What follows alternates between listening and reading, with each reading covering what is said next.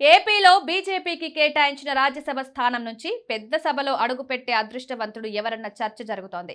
YCP మాజీ నేత విజయసాయిరెడ్డి రాజీనామా చేసిన రాజ్యసభ స్థానానికి త్వరలో ఉప ఎన్నిక జరగనున్న విషయం తెలిసిందే. ఇప్పటికే షెడ్యూల్ విడుదల కావడం, ఈ స్థానాన్ని బీజేపీకి వదిలేయాలని ముఖ్యమంత్రి చంద్రబాబు నిర్ణయించడంతో రాజ్యసభ లక్కీ ఛాన్స్ ఎవరికన్న చర్చ మొదలైంది.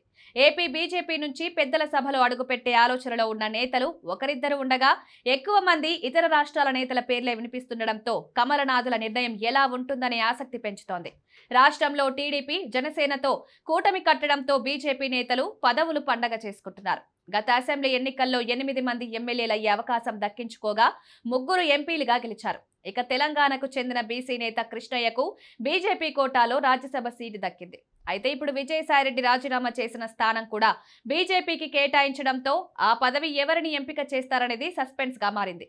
ప్రస్తుతం ఏపీ బీజేపీలో రాజ్యసభ స్థానానికి ఎంపికయ్యే ఛాన్స్ కొద్ది మందికే ఉందన్న టాక్ వినిపిస్తోంది.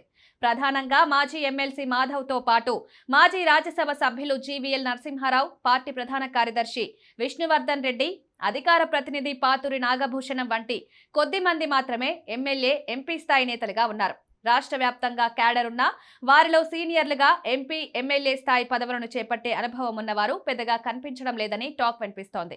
దీంతో రాజ్యసభ స్థానాన్ని ఆశిస్తున్న ఇతర రాష్ట్రాల వారికి అవకాశం ఇవ్వాలని బీజేపీ నేతలు ఆలోచిస్తున్నట్లు చెప్తున్నారు. అయితే విజయసాయిరెడ్డి రాజీనామా చేసిన స్థానాన్ని మళ్లీ ఆయనకే కేటాయించే అవకాశాలు ఉన్నాయనే ప్రచారం కూడా ఓవైపు జరుగుతున్నా అది ప్రస్తుతానికి సాధ్యం కాకపోవచ్చనే విశ్లేషణలే ఎక్కువగా ఉన్నాయి.